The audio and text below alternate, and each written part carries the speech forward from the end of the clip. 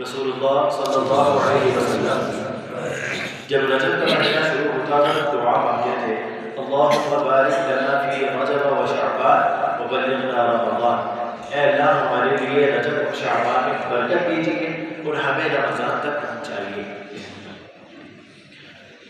اب سوچنے کی بات تو یہ ہے کہ ہم میں سے کتنے لوگ ہیں جنہوں نے رمضان کی تیاری کی؟ مہینوں پہلے تھے، ایک ہفتہ رہ گیا، اگلے جمعے کو عشاء تھا، اللہ رب العزت نے زندگی دی، اگلے جمعہ ہمارا رمضان مبارک کا جمعہ انشاءاللہ۔ ہم میں سے کتنے لوگ ہیں جنہوں نے رمضان کی تیاری کی؟ ہم میں سے کتنے لوگ ہیں جنہوں نے نظام الاوقات بنایا ہے کہ رمضان میں میری روٹین یہ ہوگی، رمضان میں میں نے یہ کام کرنے ہیں اور ان کاموں سے بچنا ہے۔ رمضان میں شیطان کا وسیع میں قید ہوتا ہے، تو بہت ساری کچھ برائیاں ایسی ہیں جن سے ہم خودکار طریقے سے بچ جاتے ہیں، لیکن کچھ چیزیں ایسی ہوتی ہیں جن سے ہمیں خود کو بچانا ہوگا۔ سب سے پہلے ہے غصہ۔ رمضان میں چونکہ بھوکے ہوتے ہیں تو غصہ ہوتا ہے، تو چھوٹی سی بھی بات کرتا ہے دماغ ایسے کھول رہا ہوتا ہے، ابل رہا ہوتا ہے، دل کرتا ہے کہ آگے کر، چونکہ جو لوگ نسوار رکھتے ہیں ان کا تو اور بھی حالت ان کی خراب ہوتی ہے، وہ افطاری میں وہ بیچارے انتظار کرتے ہیں کہ روزہ کھلے اذان ہوتی ہے، کھجور کھاتے ہیں، سب سے پہلے وہ اپنا کارتوس بناتے ہیں۔ تو یہ رمضان کا جو روزہ ہے، روزہ بہت دفعہ پہلے کی بات کی ہے، وہ صرف بھوکا رہنا نہیں۔ ہم یہ سمجھتے ہیں کہ روزہ ہم نے سحری کر لی، افطاری تک ہمیں بھوکے رہنا ہے، کچھ بھی نہیں کرنا ہے، افطاری میں ہم نے روزے کو افطار کرنا ہے، ہمارا روزہ پورا ہو گیا۔ نہیں، روزے کا اصل مقصد یہ ہے کہ آپ کے جسم کے ہر عضو کا روزہ ہو، آنکھوں کا بھی روزہ ہو، زبان کا بھی روزہ ہو، کانوں کا بھی روزہ ہو، ہاتھوں کا بھی روزہ ہو، پاؤں کا بھی روزہ ہو، اور یہ جو ہم سوچتے ہیں ہماری سوچ کا بھی روزہ ہو۔ کیا مطلب اس چیز کا؟ غلط نہیں سوچنا، کسی کے بارے میں برا نہیں سوچنا، کسی کے بارے میں بدگمانی نہیں کرنا، کسی کے بارے میں برا سننا نہیں، کسی کے بارے میں برا اور غلط بولنا نہیں، کسی کی برائی میں اس کی مدد نہیں کرنا، اور کوئی اگر برائی کرنے کے لیے جا رہا ہے تو اس کے ساتھ چل کر رہنا چاہیے۔ ان ساری چیزوں سے بچنا ہے، تبھی ہمارا روزہ صحیح معنوں میں روزہ کہتا ہے۔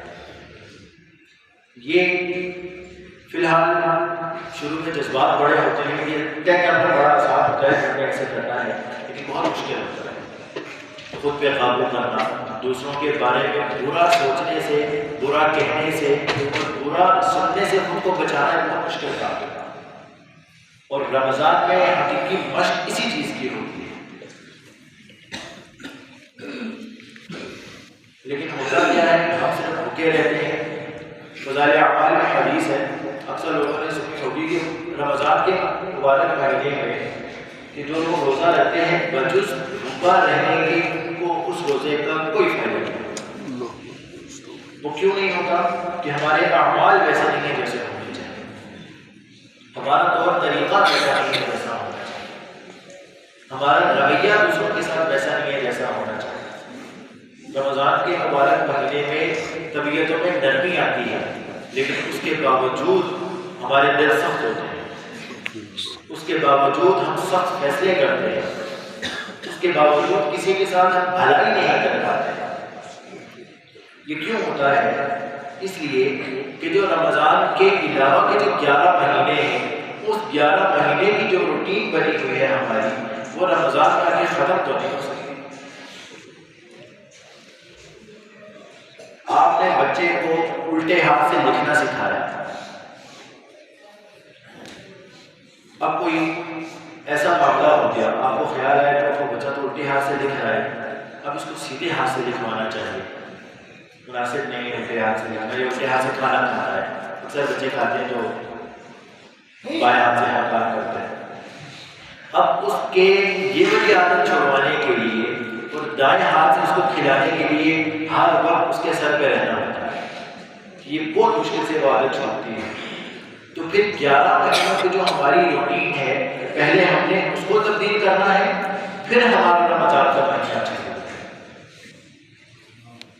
صرف روزہ رکھ لینے سے، صرف نمازیں پڑھ لینے سے، صرف تراویح پڑھ لینے سے، نوافل ادا کر لینے سے، قرآن کی تلاوت کر لینے سے، استغفار کی کثرت کر لینے سے، تسبیحات صبح شام مستقل پڑھ لینے سے صرف کامیابی نہیں ملے۔ بہت دفعہ بات کی ہے کہ حقوق اللہ بھی ہے اور حقوق العباد بھی۔ حقوق اللہ کا تو بڑا زور ہوتا ہے جی نماز پڑھ لیں، روزہ رکھ لیں، حج کر لیں، عمرہ کر لیں، زکوٰۃ دے دیں، کسی غریب کی مدد کر لیں، زکوٰۃ کی بات ہے۔ لیکن حقوق العباد کے بارے کسی نے زور دیا ہے کہ اپنے پڑوسی کا خیال کیسے کرنا ہے، اپنے بھائی کا خیال کیسے کرنا ہے، اپنے گھر میں رہتے ہوئے اپنے اہل و عیال کا خیال کیسے کرنا ہے، اس پر کوئی زور نہیں ہوتا۔ کیوں؟ کیونکہ ہمارے نزدیک دین تو ہے ہی نہیں، ہمارے نزدیک دین تو صرف حقوق اللہ ہے بس۔ اسلام کے بنیادی ارکان کتنے ہیں؟ ہم پڑھتے ہیں 5 کلمہ، نماز، روزہ، زکوٰۃ اور حج، اور ہمارے نزدیک یہی مکمل دین ہے بس۔ اس کے علاوہ ہمارے نزدیک دین کا کوئی شعبہ نہیں، جبکہ صرف یہ چیزیں نہیں ہیں، معاملات بھی دین کا حصہ ہے، معاشرت بھی دین کا حصہ ہے۔ ان چیزوں کی طرف ہم نے کب دھیان دینا ہے؟ رمضان میں ہم روزہ رکھ لیتے ہیں، اچھا گھر والوں کو کھلاتے ہیں۔ کبھی کسی نے سوچا ہے کہ میرے پڑوس میں جو غریب گھرانہ رہتا ہے اس کی افطاری کی کیا سبیل ہوگی؟ بڑے بڑے لوگوں کو اپنے گھروں میں بلا کر افطاریاں کروانا اور پھر سوشل میڈیا پر اس کی تشہیر کرنا، یہ اس میں ثواب ملتا ہے؟ ملے گا اس میں ثواب؟ ہم ان لوگوں کو افطاری کے بلاتے ہیں جن کے اپنے گھروں میں کھانے کے لیے اتنا کچھ ہے کہ اگر وہ تقسیم کرنا شروع کریں تو شاید پورا سال گزار جائے۔ ہم غریبوں کو کیوں نہیں بلاتے؟ جو لوگ مستحق ہیں ہم انہیں کیوں نہیں بلاتے؟ اس چیز پر سوچنے کی ضرورت ہے۔ بڑے بڑے لوگوں کو بلانا صرف نام کے لیے، دنیاوی نام کو فائدہ نہیں دیتا۔ آج اگر میں نے وزیر اعظم صاحب کو اپنے گھر میں بلا لیا ہے، لوگ کہتے ہیں کہ دیکھو مودی صاحب نے وزیر اعظم صاحب کو گھر میں بلایا ہے، ان کی دعوت کی ہے۔ نام تو بڑا ہوگا، آخرت میں نام ہوگا میرا۔ جب اللہ رب العزت پوچھیں گے کہ میں بھوکا تھا تم نے مجھے کھانا نہیں کھلایا، میرے پاس لباس نہیں تھا تم نے مجھے لباس نہیں پہنایا، میں پیاسا تھا تم نے مجھے پانی نہیں پلایا، تو بندہ پوچھے گا اللہ آپ کو پانی کی کیا ضرورت ہے، آپ کو کھانے کی کیا ضرورت ہے، آپ کو لباس کی کیا ضرورت ہے؟ تو اللہ رب العزت فرمائیں گے کہ میرا فلاں بندہ بھوکا تھا، اس کو تو کھانا نہیں کھلایا، اگر تم اس کو کھانا کھلایا ہوتا تو ایسا ہوتا جیسے تم نے مجھے کھلایا ہے، اس کو لباس پہنایا ہوتا تو ایسا ہوتا جیسا مجھے پہنایا ہے، اس کو پانی پلایا ہوتا تو گویا مجھے پانی پلایا ہے۔ یہ دنیا میں جو نام کمانے کی فکر میں ہم لوگ لگے ہوئے ہیں اس کا کوئی فرق نہیں، اس کو دنیا میں ہے۔ مثال کے طور پر میرے وزیر اعظم صاحب کو بلا لیا اپنے گھر میں، میرے جنازے پہ کون آئیں گے؟ نہیں، میرے جنازے پہ کون ہوگا؟ وہی لوگ ہوں گے جو معاشرے میں میرے ساتھ رہیں گے، جن کے ساتھ میرا رویہ اچھا ہے، اور جنازے میں شریک ہونا یہ مسلمان کا حق ہوتا ہے۔ ہمارے والد صاحب نے سنایا کرتے تھے کہ ایک بزرگ تھے، جہاں کی موٹی ہوتی تھی موٹی لاٹھی بھی بناتے تھے، یہ میری لاٹھی لیتا جنازے میں حاضری لگتا جاتا۔ اللہ کا کرنا ایسا ہوا کہ جب وہ بزرگ فوت ہوئے تو آنگن میں لاٹھیاں ہی لاٹھیاں، لاٹھی کے بدلے کون آئے؟ لاٹھی آئے، جس جس کے گھر میں لاٹھی لگی تھی وہاں سے لاٹھی ہی آئی۔ لوگوں کے ساتھ ہمارا رویہ اچھا ہوگا تو مرنے کے بعد لوگ اچھے نام سے یاد بھی کریں گے۔ میں اگر کسی کے ساتھ اچھا ہوں، میرے مرنے کے بعد لوگ کہیں گے کہ مودی صاحب اچھے تھے، میرے مشکل وقت میں میرے ساتھ کھڑے تھے، اور اگر میں گردن اکڑا کے فرعون کی طرح کسی کی طرف دیکھوں گے پاس سے گزرتا ہوں سلام تک نہ کروں، میرے مرنے کے لوگ میری تعریف کریں گے، کہیں اچھا وہ مر گیا، بہت اکڑ تھی۔ گردن میں سریا نہ سریا. ہمارے ہاتھ سے لوگ یہ مثال دیتے ہیں کہ بڑا اکڑ ہے اس کا. اس چیز کو ختم کرنا ہے. ہم انسان کیوں اکڑتا ہے؟ قتل الانسان ما اکفرہ، قتل کیا گیا انسان کتنا ناشکرا ہے. ای شیء خلق من نطفۃ خلقہ فقدرہ، یہ جس چیز سے یہ بنا ہے اس چیز کے بارے میں اگر یہ سوچے اس کی ساری اکڑ ختم ہو جائے. گندا نطفہ، گندا لوتھڑا کپڑے پہ لگ جائے تو کپڑے ناپاک، زمین پر گر جائے تو زمین ناپاک، اس سے آج خوبصورت شکل اس کی ہوئی تو آج اکڑ کے بن جائے. یہ انسان کی حقیقت ہے. اور مرے گا تو کیا ہوگا؟ قبر کے کیڑے کھائیں گے. ایک خلیفہ گزرے ہیں،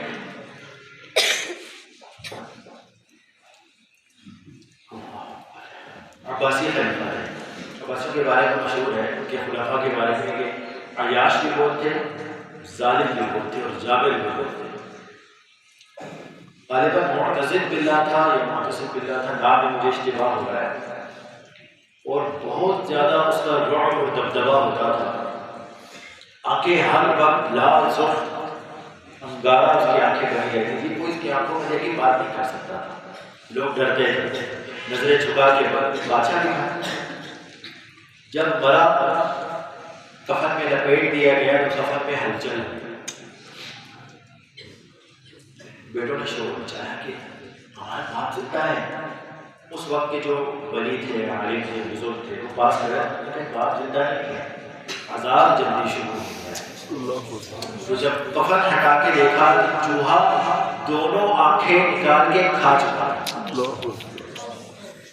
یہ انسان کی حقیقت ہے. آج میرے نام کے ساتھ بہت بڑے القابات لگ سکتے ہیں کہ جی بہت بڑے کسی بڑے عہدے پر بیٹھے ہوئے ہیں، بہت بڑی سیاسی شخصیت ہے، بہت بڑی سماجی شخصیت ہے. مفتی صاحب ہیں، مولوی صاحب ہیں، قاضی صاحب ہیں، حافظ صاحب ہیں، چودھری صاحب ہیں، خان صاحب ہیں. مرنے کے بعد سب ایک ہو جاتے ہیں. مرنے کے بعد سب کیا ہے؟ میت ہے. سب کیا ہے؟ لاش. سب کے لیے کیا ہے؟ قبر ہے. کفن کیا ہے؟ سب کا ایک نہار کا کپڑا ہے، سبھی کے اوپر لپیٹا جائے گا. پھر تو کوئی فرق نہیں ہے کہ یہ تو وزیر اعظم تھا، یہ کسی جگہ کا جمعدار تھا، یہ بیچارہ اس کے پاس کھانے کے لیے کچھ نہیں تھا، اور یہ تو سونے کے چمچ سے کھانا کھاتا تھا. قبر میں سب ایک ساتھ ہوتا ہے، سب کے ساتھ ایک جیسا رویہ ہوگا. جو اچھا ہوگا اس کے ساتھ اچھا ہی والا معاملہ ہوگا، اور جو برا ہوگا جس کے اعمال اچھے نہیں ہوں گے اس کے اعمال کے بسبب اس کے ساتھ معاملہ ہوگا. ہمیں ہماری حقیقت معلوم ہونی چاہیے. ہمیں پتہ ہونا چاہیے کہ ہم کیا ہیں. پتہ ہمیں سب کو ہے ہم کس چیز سے بنے ہیں، مرنے کے بعد ہمارے ساتھ کیا ہوگا. لیکن پھر بھی شیطان نے دھوکہ دیا ہوا ہے کہ تمہارے جیسا طاقتور جو اس پورے محلے میں ہوئے، تمہاری جیسا خوبصورت تو اس پورے محلے میں ہوئے، تمہارے جیسا چالاک اور حاضر دماغ اس پورے محلے میں ہوئے. کیا کرنا ہے ایسے دماغ سے حاضر دماغی کا جو دنیا میں کسی کے کام نہ آئے؟ اور کیا کرنا ہے ایسی خوبصورتی کا جو دوسروں کو فتنے میں ڈالنے کے لیے؟ کیا کرنا ہے ایسے مال کا جو کسی کا فائدہ نہ کر سکے؟ اس سے تو پھر غریب اچھا ہے. نہیں ہے، اللہ کا شکر ادا کرتا ہے، جو گزار رہے دنیا سے اس نے بھی جانا ہے، امیر نے بھی جانا ہے. مال کسی کے ساتھ تو نہیں جاتا ہے. تو لوگوں کے ساتھ، اپنے ہم معاشروں کے ساتھ، اپنے اڑوس پڑوس کے لوگوں کے ساتھ ہمارا رویہ اچھا ہونا چاہیے. حقوق اللہ تو ہمارے بہت اچھے ہیں، ٹوٹے پھوٹے جیسے بھی ہیں وہ اللہ رب العزت چاہیں گے تو معاف فرما دیں گے. اور ہمیں امید بھی یہ ہے کہ اللہ رب العزت ہمیں معاف کر دیں گے. لیکن حقوق اگر پھنسیں گے تو حقوق العباد میں کیوں؟ کسی کا حق دبا لیا، کسی کو گالی دیا، کمزور کے اوپر اس کو اور دبا لیا، طاقتور کے سامنے خاموش ہو گئے. ہمارا المیہ یہ ہے. بہت لوگ چلاتے ہیں اس کے اوپر، بالکل صحیح کرتے ہیں. ہمارا جو قانون ہے وہ غریبوں کے لیے ہوتا ہے، امیروں کے لیے کچھ نہیں ہے. امیر قتل بھی کر دے گا تو ٹھاٹ سے گھوم رہا ہوگا، غریب بیچارہ کسی کو گالی بھی دے دے گا تو اس کو پڑھ دے گا، کیا کیا؟ حق کے ساتھ کھڑا رہنا یہ مسلمان کی پہچان ہے، اور ظلم کے خلاف آواز اٹھانا یہ حقیقی مسلمان ہے۔ اگر نہیں کر سکتا ہے تو پھر اپنے گریبان میں چھانٹ کر دیکھیں کہ پھر کس طرف جا رہا ہے۔ ہم اپنے بھائی کو ناراض نہ کرنے کے لیے اس کے ساتھ کھڑے ہو جاتے ہیں، چاہے وہ غلط ہو۔ اور یہ ہم جس معاشرے میں رہے ہیں اس معاشرے میں یہ عام بات ہے، کسی طاقتور کے ساتھ کھڑے ہیں، ناجائز بھی کر رہا ہوگا تب بھی کھڑے ہیں، کہتے نہیں تھی غلطی تو اسی کی ہو، اس نے ایسی بات کی۔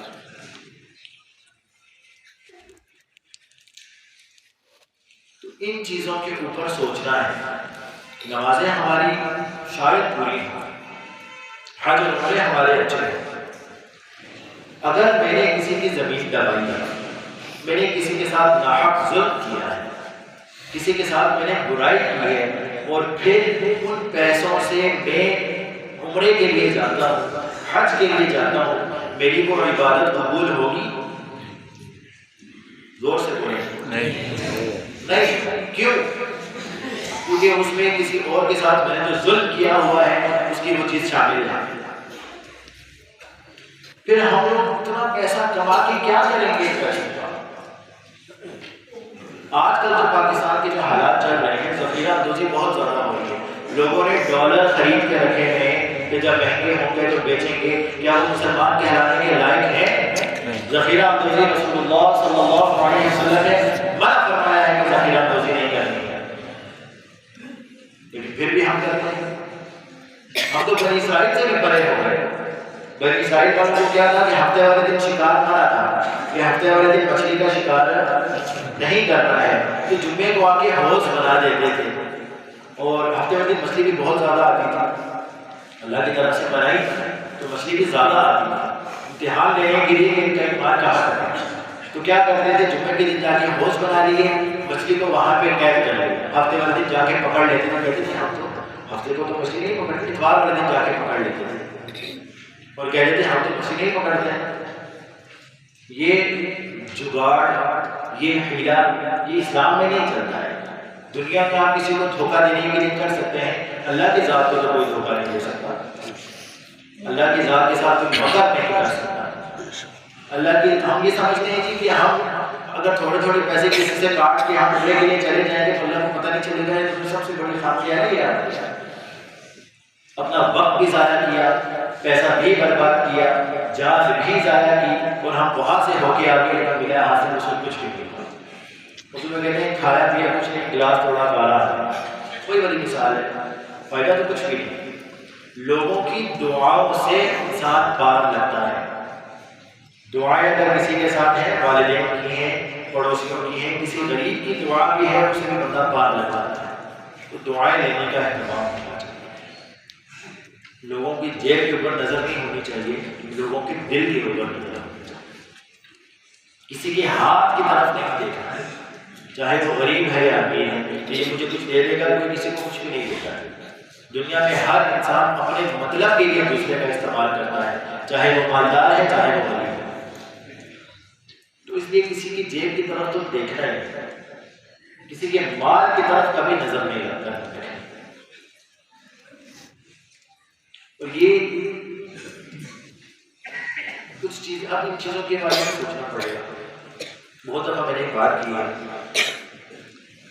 کہ ہم نے اس سے کہانیاں بہت سن لی، اب وقت ہے عمل ہوگا تو ساری چیزیں، عمل نہیں ہے تو کچھ بھی۔ تو خواہ مخواہ میں وقت ضائع کرنے والی بات ہے۔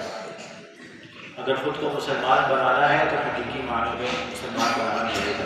خود خلوص السلم کافہ دے کر پورے کے پورے داخل کرنا پڑے گا۔ پھر یہ نہیں ہے کہ جو چیز ہمیں پسند ہے ہم اس پہ چلیں گے، جو چیز ہمیں پسند نہیں ہے ہم اس پہ نہیں چلیں گے۔ مثال کے طور پر بہنوں کو جائیداد میں حق کس نے دیا ہے؟ اللہ اور اس کے رسول۔ اور ہم اپنی سہولت کے لیے کہہ دیتے ہیں جی نہیں وہ تو لینے کی چاہیے، کو تو ضرورت ہی نہیں، اس کو ضرورت ہے یا نہیں، وہ سونے کے چمچ سے کھا رہی ہے یا ہیرے کی چمچ سے کھا رہی ہے، اس کا حق ہے، اس کو دینا چاہیے۔ اور پھر ہم میں سے بات یہ ہمارے ہاں ہوتا تھا، بڑے بوڑھوں سے ہم نے سنا ہے، کہتے تھے کہ ہمارے یہاں کی عورتیں لیتی ہی نہیں، وہ اس لیے نہیں لیتی کہ پھر لوگ برا بھلا کہیں گے کہ دیکھو اس نے اپنے بھائیوں سے جائیداد میں سے حق لے لیا، یہ ان کا حق ہے اور یہ ہم نے نہیں دیا، ہماری اتنی اوقات نہیں ہے کہ ہم کسی کو اپنی جائیداد میں سے 1 انچ جگہ دے سکیں، یہ اللہ اس کے رسول کی قائم کردہ حدود ہیں، اللہ اس کے رسول نے حکم دیا ہے تو دینا بھی پڑے گا۔ اور اگر معاف کروانا ہے تو پھر ایسا کیجیے کہ ان کے حوالے کریں، اگر وہ اپنی خوشی سے پھر واپس کرتی ہے تو پھر بات ہے کہ واقعی اس نے اپنی خوشی سے واپس کر جائے، یہ زبانی کلامی کے بعد کچھ بھی نہیں ہوتی ہے کہ اس نے معاف کر دیا، مجھے وہ لینا نہیں چاہتی، مجھے وہ کیا کریں گی، ہم نے جہیز کو بھی اتنا کچھ دے دیا، ان کا تو حصہ ہی نہیں رہا، یہی باتیں چلتی ہیں، ہم نے جہیز کو بھی اتنا کچھ دیا، لاکھوں کا جہیز دیا، ہم نے کیوں دیا ہے، کیوں دیا ہے لاکھوں کا جہیز؟